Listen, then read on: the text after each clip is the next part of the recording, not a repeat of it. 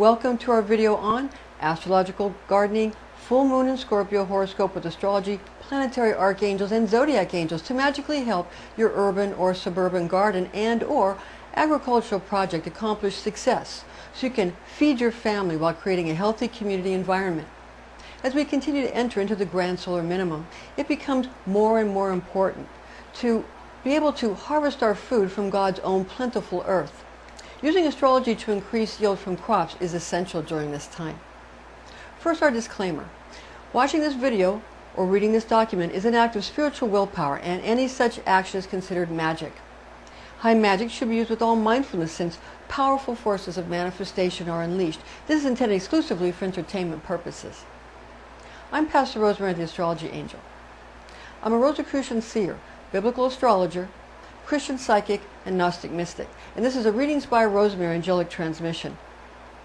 Full moon in Scorpio, the Scorpion, it brings about a very intense attribute to, especially in romance and in family life, and also though in business during Luna's portion of revealed light, when the light shines. Through a shock of significant life of milestone events achieved, fulfilling the Scorpion's sense of creativity. Now that's particularly regarding natural 8th house attributes of birth, sex, death, and debt, towards which the astrological sign of Scorpio is akin. Scorpio full moon is a transit that bestows an occasion given towards this lunar phase of a realization of the merits of creative destruction and destructive creation, emphasized when moon cycles move beyond that which preserves and stabilizes into events meant to entertain, thrill, and impress. Expect Mother Nature to sort of step up the pace of once noteworthy episode one after another throughout Luna's bright Scorpio transit, because during this moon phase she is sure to delight and electrify. And if her plans if the outcomes of the urban and suburban gardeners, the outcome of your goals, how your crops are going to fare, as well as for not only the suburban gardeners, but also the community farmers. Now, food production is often thought to be just, sort of one of life's basic necessities. But leave it to Scorpion to put the fun back into even the most mundane of tasks. Avoid those who wish to prevent novelty during this Scorpio full moon phase, and instead express innovative approaches and innovative ways of choosing tasks in this arena that are the most rewarding and the most satisfying. Allowing for occasional planned bouts of intense self-expression, originality, and artistry is paramount in this phase of the moon. Getting input from others with the same interests regarding the finer points of caring for edible crops will become very important. Now, innovation utilizing new superfoods is realized for urban and suburban gardeners and farmers when a full moon in Scorpio, the Scorpion lunar phase, unleashes nutrients into the plant, which will add to the efficiency of human and animal metabolism, created for distribution among extended groups of family and friends, as well as neighborhoods and communities. Hardy crops to cultivate and transplant in edible gardens and community farms in a vigorous and gratifying livelihood which will appeal to many. And that's especially true when many of Earth's ancient cultural traditions are preserved and restored, allowing for growers to be congruent with their spiritual expression as it pertains to their genetic heritage of food production. Now, power is unleashed when one celebrates their own heritage and worships their own goddesses and gods, keeping alive their ancient languages to activate ancient and powerful knowledge locked inside of their religious and racial DNA. Becoming familiarized with ancestral cultural customs when it comes to where, how, and what crops to nurture and irrigate are vital topics towards which applying oneself is supremely worthwhile. Innovation and inspiration are much needed during this time when attributes such as dividing, cutting back, and relocating crops become essential skills in preparation for a surplus of precipitation and increasingly chilly weather. Now, Mother Nature sets our milestones for us in life, predetermined by our seeded DNA. In a like manner, we learn how to cultivate outcomes from what we are given. In this way, we begin to comprehend action and reaction, cause and consequence, intention and outcome, and how to apply our understanding to our relationships with other humans and animals and the plant kingdom and the mineral kingdoms. Now, gathering information about sundry ancient ancestral cultures and religious, primarily in regards to agricultural goddesses and gods from varied civilizations and spiritual traditions, is required now more than ever. When ancient agricultural religions and societal systems are studied, it becomes clear that we find many more similarities among agricultural goddesses and gods rather than noticing differences between them. Each culture is found most often to have its own rigorous astrological calendar, clock, sundial, or other time regulator. And these types of regulator mechanisms with which seasonal environments are precisely calculated, allowing culturally diverse animal breeding businesses and agricultural endeavors to flourish and to profit. Now, these ideas are above all necessary during a grand solar minimum, such as the one in which we now find ourselves. Now, during a full moon lunar cycle, urban and suburban gardeners will profit from amplified energy being directed towards the roots of any produce you have selected to nurture. The moon phase during this full moon lunar cycle, this is going to grant, during the cycle, gravitational pull upon any water in the soil. Although Luna is beginning her descent during a full moon, so her moonlight is excellent for cultivating bulb and root type crops like radishes, carrots, potatoes, rutabagas, or turnips. Now, full moon lunar phase is plentiful for planting biennials and perennials, trees and shrubs, or performing transplantation of chosen crops as the urban or suburban gardener or farmers get down to the root of engendering healthy growth. This is due to a waning moon from full moon to new moon. It is essential to be aware that if one desires to exploit Luna's most ample moonlight, in addition to also having abundant amounts of water, one should plant 48 hours before a full moon phase using seeds of beans and melons and peas, peppers, squash, and tomatoes. Water in the earth will be pulled up by the moon just like her influence over the ocean tides. Although full moons have a more powerful gravitational pull, you may also take benefit from a new moon which, while possessing much less moonlight, is helpful for cruciferous vegetables, lettuce, celery, spinach, or cabbage types of plants, due to the fact that a new moon also causes a wealth of water made available in the soil for growth of these varietals of produce. Periods of rest are equally important, and therefore at least 48 hours before the new moon is a good phase for fertilization, cultivating, harvesting, transplanting, relocating, or pruning of crops. This is due to waning gravitational effects as well as declining moonlight. All phases of life are important, and the urban or suburban gardener needs to work within all of Mother Nature's spells. Now, the full moon in Scorpio focus is an occurrence when, due to Scorpio being a water sign and a feminine or yin sign in nature, this is when an urban or suburban gardener should tend to relocating produce, cutting back dross and crop yields, and irrigating. Now, before we go on with this, we're going to put up our image of that we made of the astrology wheel and the astrological wheel, and this has all the colors from the Rosicrucian style system of Magick, and we're going to talk about again the full moon in the sign of Scorpio, the Scorpion, which is in the natural 8th house.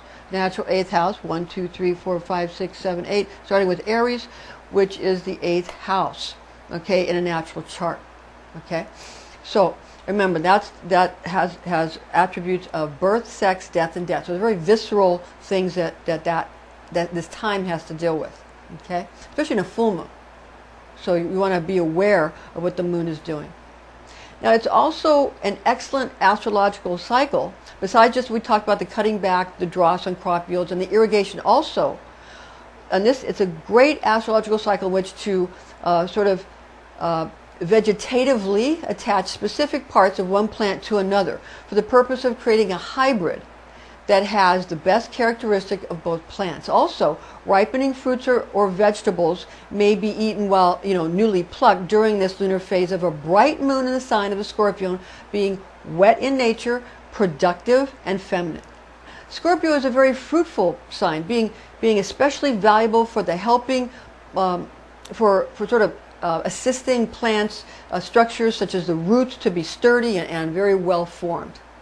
Therefore, during a full moon lunar cycle in the sign of Scorpio, the Scorpion, be creative and intense about what eatable vegetables and vine plants you choose, because Scorpio is ruled by the planets Mars and Pluto.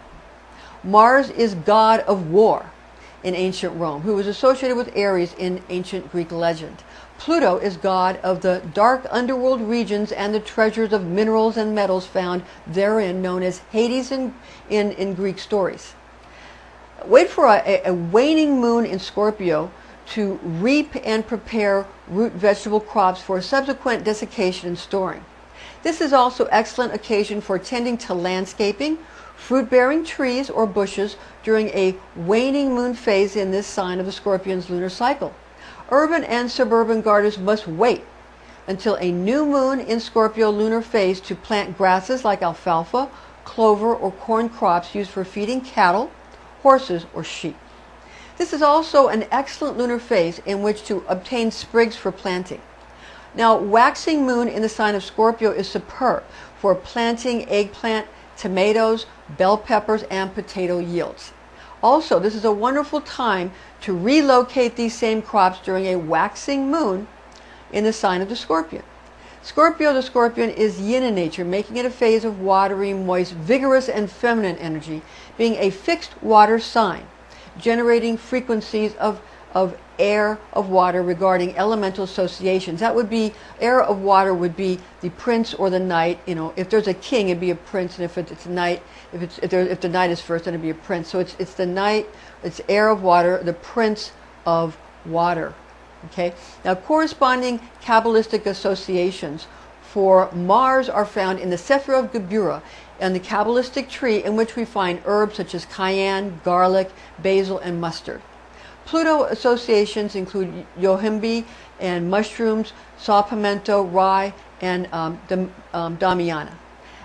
Elementals such as undines of water are active at this lunar phase and need to be balanced with gnomes of earth, sylphs of air, and salamanders of fire. Remember that each quality is a necessary attribute of life in Mother Nature's great general plan.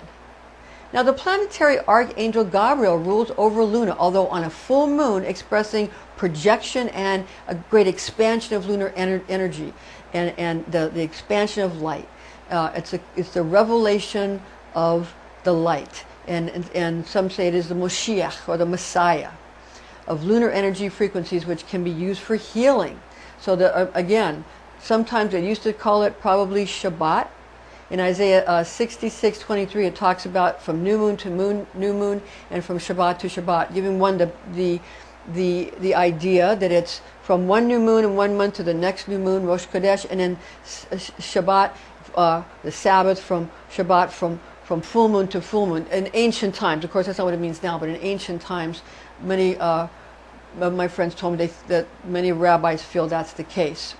That's what it means. So it's sort of a revealing, and a revealing is an apocalypse. An apocalypse is a revealing. Apocalypse is Greek for revelation, and it's a revelation of the light, and the Messiah, the bright full moon, when the light is being revealed and the light comes to you.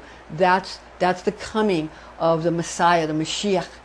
Okay, and when you understand it and find it within yourself, then one is able to find the Christ or the Messiah, the Mashiach in the world.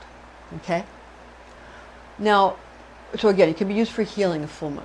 Now, Scorpio is ruled by the planets Mars and Pluto, And Scorpio is the nighttime habitation of Mars, the red orb, and therefore influences of elemental archangel of water, Gabriel, who rules over all the water signs, is favorable to evoke during this lunar transit. So not only is Gabriel, and this is the Merkaba field of the archangel of water, who's Gabriel, when it comes to celestial coordinates, when it's in the north for celestial coordinates, this when it's for water.